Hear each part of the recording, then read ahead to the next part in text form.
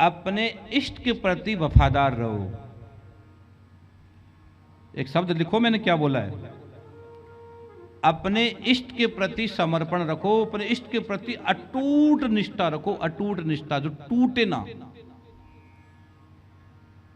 जब आपका इष्ट मजबूत होगा तो इष्ट आपको रोने ही नहीं देगा। जैसे अभी हमने कहा, अगर आपके घर में पितृ देवता खुश है तो आपके घर में दुनिया की कोई नेगेटिव चीज तुम्हें परेशान नहीं कर सकती। मान लीजिए कि यार घर की कोई, अब पहले क्या करते थे पता आपको, पहले शाम के समय घर के बाहर हम एक लोटा पानी लेकर कार लगा देते थे। ये कुछ नहीं था वो, लेकिन वो लक्ष्मण रेखा हो जाती थी। उसके बाद दुनिया उसके कार लगा, जैसे लोटा लिया और पानी घुमा के कार लगा देते थे। घर के गांवों में आज भी होता है।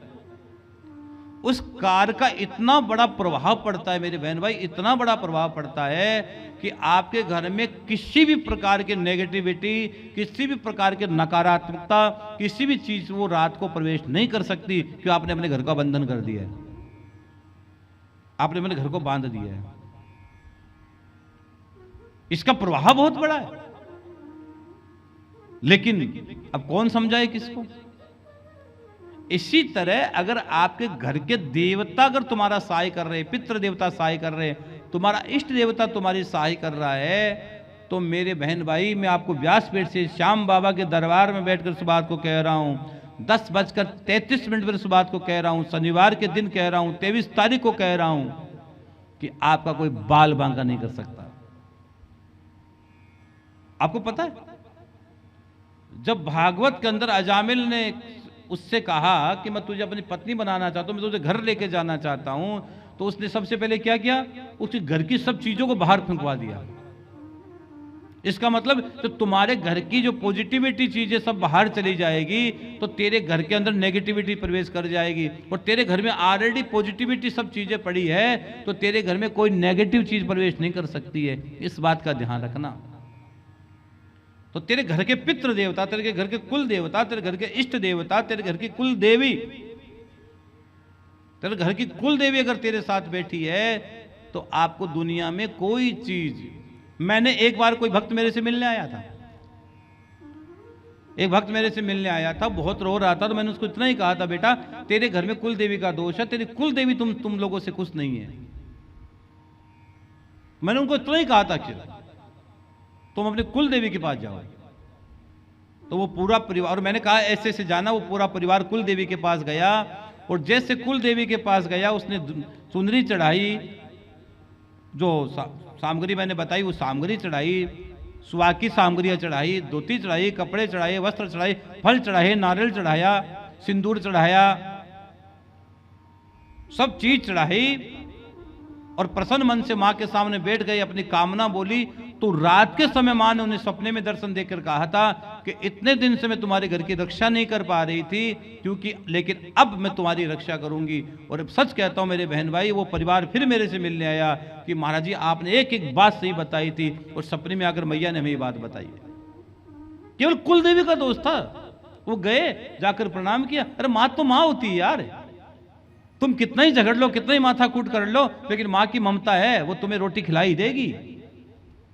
दुनिया में कोई भी व्यक्ति लड़ने के बाद तुमसे खुश नहीं हो सकता, लेकिन केवल मां ही है। अगर तुमसे तुम्हारी कोई बात भी हो गई हो, फिर उनके शरण में चले जाओ, उनके चरण पकड़ लो, मां सब कुछ भूल जाती है, मां सब कुछ भूल जाती है। और कोई दुनिया में तुम्हारी कोई बात भूलता नहीं है, केवल मां है जो तुम्हारी हर बात को भूल जाती है, हर बात को मां तुम्हारी माफ कर देती है, हर बात को मां तुम्हारी माफ कर देती है।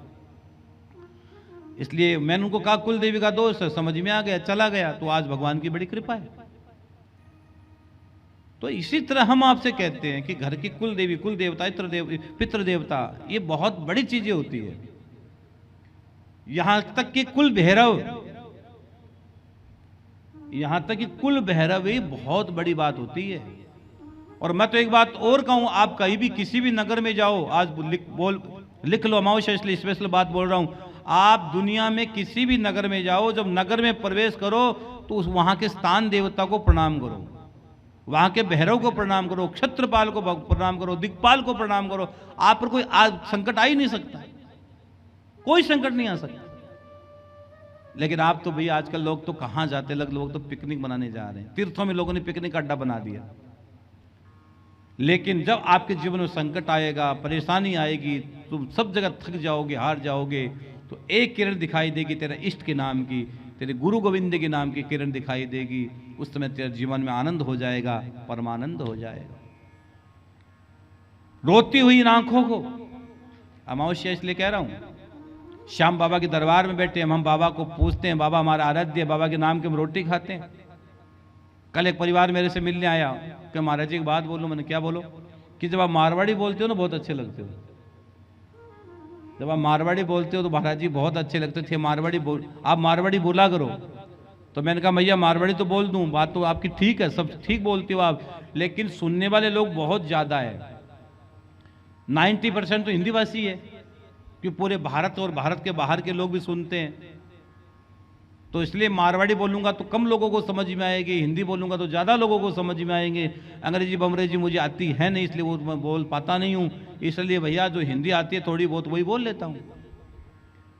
लेकिन माने भी बढ़िया लगे मारवाड़ी। अब बात को नहीं कि माने बढ़िया को लगे, मारवाड़ी माने घनी बढ़िया लगे। मैं भी चाहूँ मारवाड़ी, मेरी इच्छा एक तो कथा कदी मारवाड़ी में पूरी सुनाशिया, 7 दिन की कथा पूरी मारवाड़ी में सुना दी जाए। हाँ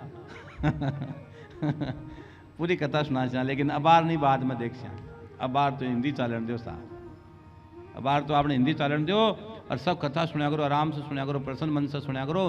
बाबो ठाकुर थे बाबा का भाई रे, आपा श्याम रा श्याम आपनो है। एक अलावा अपने जीवन में कोई सार ही को नहीं, के सार है कहना जीवन को के सार है महाराज? तो जीवन को कोई सार को नहीं, जब तक भगवान को नाम नहीं लिया, परमात्मा को नाम नहीं पुकार्यो, तब तक जीवन रो कोई सार नहीं है। और सार एक ही है, भगवान रो नाम, ठाकुर सेवा। तो आपका इष्ट, आपकी कुल देवता कुल देवी, आपकी पितृ देवता को हंसाएंगे। इन रोती हुई आंखों को जो श्याम हंसाते हैं मेरा भैया, और कोई नहीं हंसाता है। तुम हार जाओगे, थक जाओगे, परेशान हो जाओगे, तो मेरे श्याम की चौखट पर आ जाना। उस समय श्याम बाबा बोलेगा तू मेरा और मैं तेरा। हाँ,